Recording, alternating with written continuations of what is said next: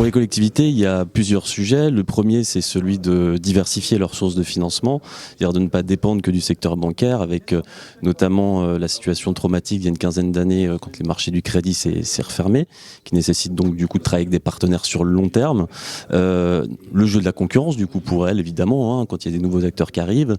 Et puis, par ailleurs, il y a, d'un point de vue conjoncturel, des périodes comme actuellement où les banques ne font que des taux variables et certaines sont ravies qu'on puisse les financer à coût compétitif à taux fixe. Et enfin, puisqu'on a aussi cet aspect citoyen, comme les citoyens peuvent également prêter en plus institutionnel, on peut rassembler et fédérer les acteurs du territoire autour des enjeux de la collectivité en leur proposant de les cofinancer avec elle.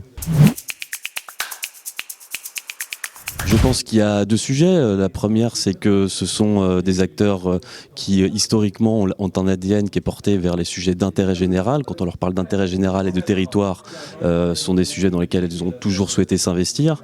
Par ailleurs, elles ont cette culture en commun avec les collectivités, qui est celui du lien avec le sociétaire, avec un besoin de réinventer l'affinitaire avec les sociétaires, comme les collectivités avec leurs administrés. Et puis par ailleurs, on leur offre une solution avec un couple rendement-risque très important, compte tenu aussi de leurs obligations au terme de Solva 2 qui est intéressant, puisque on est sur de l'OAT avec un spread.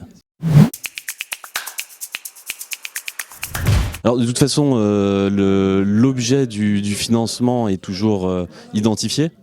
Dans chaque dossier, les dossiers sont étudiés, on demande systématiquement des détails sur les investissements qui vont être faits, qui sont d'ailleurs préanalysés par nos analystes financiers, puis dans un second temps réanalysés par l'investisseur, et en sachant évidemment qu'on a des critères ESG des deux côtés.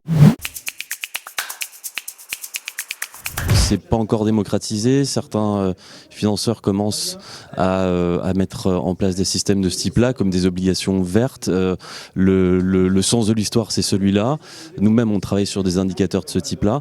Mais comme dans beaucoup de sujets, les collectivités ont un petit temps de retard pour normaliser les nouveautés, on va dire.